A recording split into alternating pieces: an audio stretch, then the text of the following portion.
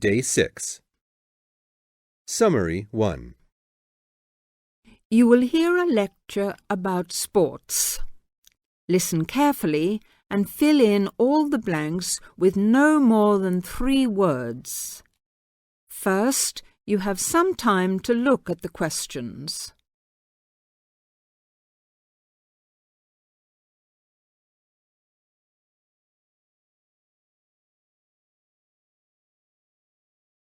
Now, listen to the lecture and answer questions 1 to 17. Not all people like to work, but everyone likes to play. As sports help people live happily, they help to keep people healthy and feeling good. When people are playing games, they move a lot. This is good for their health. Having fun with their friends makes them happy. So all over the world, men and women, boys and girls enjoy sports. Since long ago, adults and children have called their friends together to spend hours, even days, playing games. Sports usually take a variety of forms. Organized competitions, which draw huge crowds to cheer their favorite team to victory, athletic games, played for recreation anywhere sufficient space is found, and hunting and fishing. Most sports are seasonal, so that what is happening in sports depends on the time of the year. As sports change with the season, people often do not play the same games in winter as in summer. If you want to know what others' favorite sports are, first of all, you should find where they live. Generally speaking, people in hot areas are fond of swimming, while people in cold places love skiing or skating. In this case, surfing is believed to be an important sport in Hawaii. The Pacific Ocean sends huge waves up on the beaches, waves that are just right for surfing. Some sports, including wrestling, boxing, horse racing, etc., are called spectator sports, as the number of spectators greatly exceeds the number of players in the game. Other sports are called participant sports, drawing a crowd of onlookers only on special occasions, such as tournaments. Some sports are commercial and professional, with players who are paid for their participation and with audiences who pay admission to watch.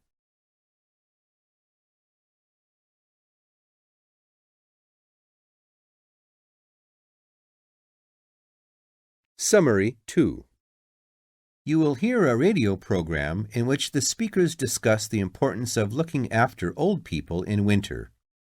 Listen to the dialogue and fill in all the blanks with no more than 3 words. First, please read the questions.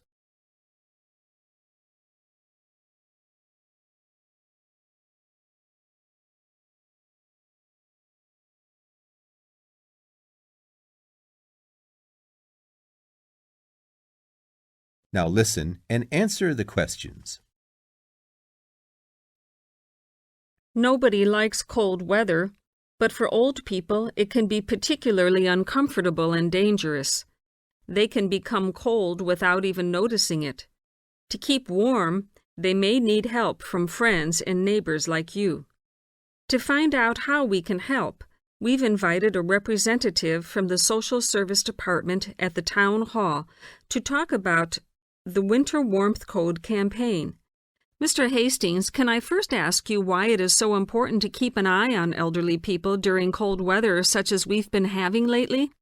Yes. There are 2 main reasons. First, the old suffer from the cold more than the rest of us. They're not as active or strong as you and me, and it's harder for them to keep warm. This can lead to all sorts of complications. They have less resistance to infection. The quality of their lives is badly affected, and in extreme cases, they may need to be hospitalized.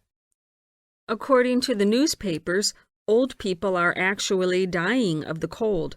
Is this true? I'm afraid it is. I said before there were 2 main reasons why we should keep an eye on old people.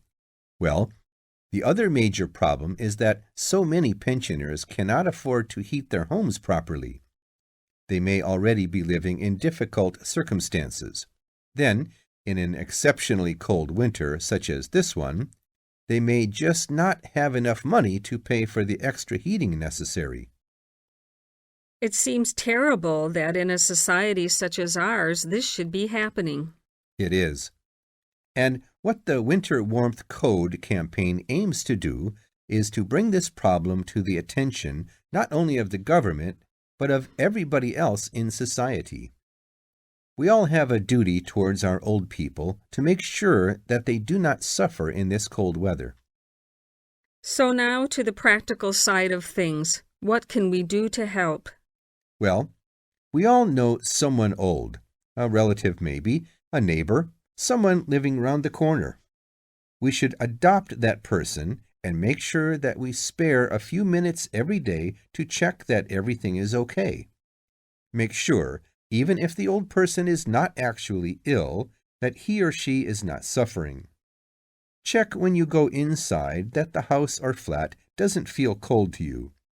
It's a good idea to try to feel some part of their body, like their face or hands. Old people can become cold without even noticing it, you know. Okay, and if a person is too poor to afford to heat the house or flat? The best thing then is for the old person to live in one room only, and to make sure that that one room is warm. Check that the bed is on an inside wall. Move it yourself if necessary. Check the room for drafts. A lot of cold air gets into the room through old windows or badly fitting doors. Is food important? Yes. Make sure that the old person is eating well. You could help by cooking for them or doing the shopping. Remember, a good hot meal a day makes a big difference. Also, make sure that they are well dressed. Old people need to wear more layers of clothes than we do, particularly at night. One last question, Mr. Hastings. Is there nothing the state can do to help? Oh, yes, indeed. Contact your town hall to find out about local organizations already involved in this kind of work. If there is a local Meals on Wheels service, for instance, you could get your adopted old person on the list. Then, of course, there are also many state benefits which an old person could be entitled to, and which he or she doesn't know about, and which therefore he or she is not claiming. An extra problem here is that it can often be complicated, and old people don't like going to Social Security offices to fill in forms and all that. You can help by finding out for them what possibilities exist for claiming a little extra money from the government, then applying for it for them. That little extra could make all the difference. Yes, indeed. Well, Mr. Hastings, thank you for coming in and talking to us today. Thank you.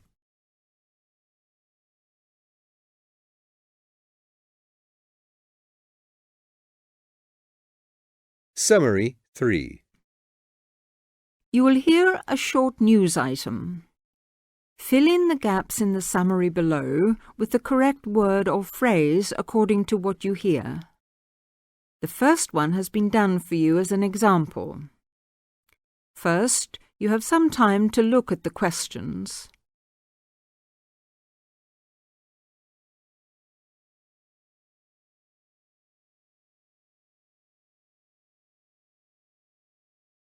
Now, listen to the news item and answer the questions. The police are continuing their investigations and, based on new leads, expect to make an early arrest.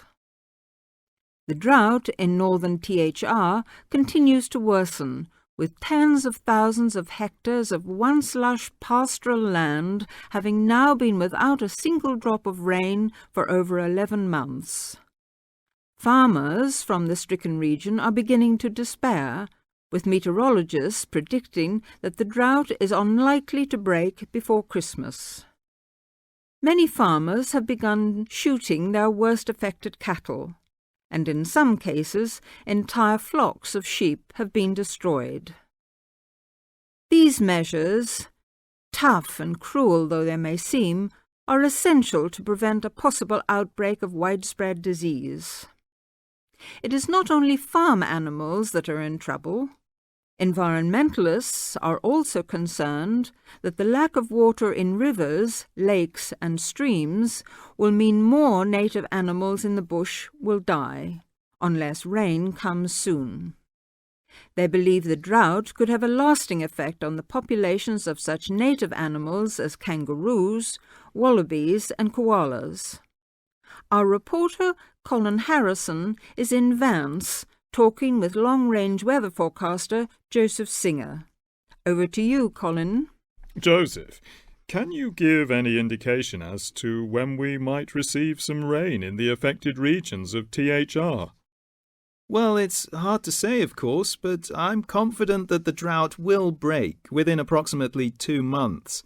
If you look back at the data kept of previous periods of drought, over the last 100 years or so, you see a cyclic pattern of severity developing, and we're now at the short end of the last cycle. I'm fairly certain that we'll see some rain either just before or just after Christmas. Let's hope so. Thank you, Joseph. Colin Harrison from the very hot and dry town of Vance in northern THR. Meanwhile, at the CSIRO laboratories in Ottawa, encouraging developments have recently been made in the process of cloud seeding, a process by which clouds can be forced to make rain, and research scientists are to begin conducting trials of a new technique involving lasers later this month. If successful, the state government will be asked to contribute up to $5 million to establish permanent cloud seeding stations in areas most likely to be affected by drought in the future. For many farmers, though, any breakthrough will have come too late. Every week, more farming families are being forced to sell their homes, unable to survive financially, with little or no income to support them. A special assistance fund has been set up to help drought-stricken families. If you would like to send some money, you can do so by calling this number now, 001 43 8172.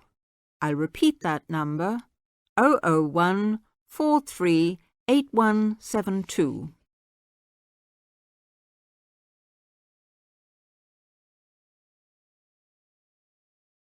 Summary 4.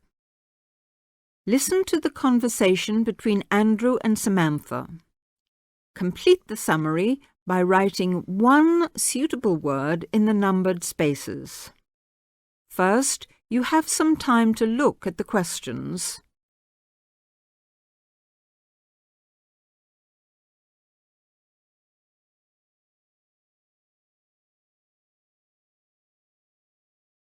Now listen to the talk and answer the questions.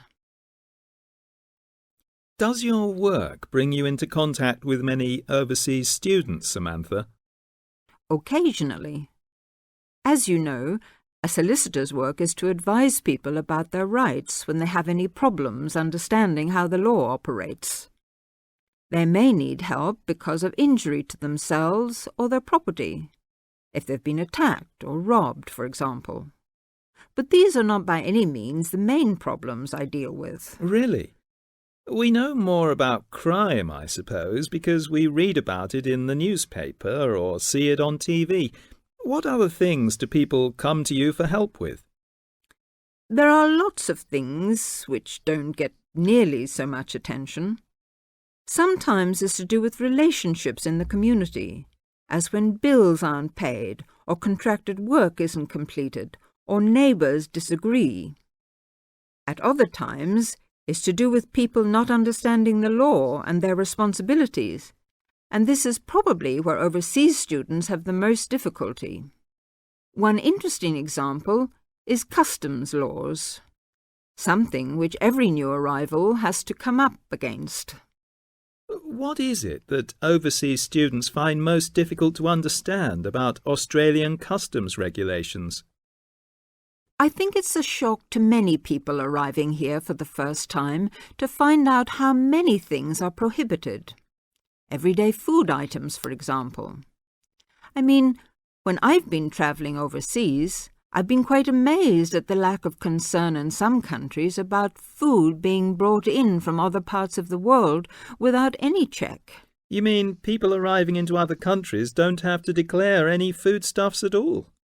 In some countries, there are lots of warnings about drugs and firearms, and there are usually limits on alcohol and tobacco, and perhaps perfume. But food's not mentioned. Yes, I suppose I never thought about it till I came here. You can take anything you like into England as far as food is concerned. You see, here, you can't even drive from one state to another with a few apples and oranges for the journey. There are signs to remind you not to bring any fruit into some states, though they don't usually search your bags unless there's a fruit fly epidemic or something. With those kinds of regulations between states, it's no wonder that they're so strict about what you can bring in from overseas. Of course, farmers would be wiped out if some pests were introduced which destroyed their whole crop. It's easy to understand why you should take steps to prevent that. And with food being such an important part of many cultures, it can be difficult for some people to realise they're not allowed to bring in delicacies from home for friends and relatives here. I'm defending someone at the moment who has exactly that problem. Oh, what happened? It's an interesting case. Have you got time for a cup of coffee? I'll tell you about it if you like. That'd be great.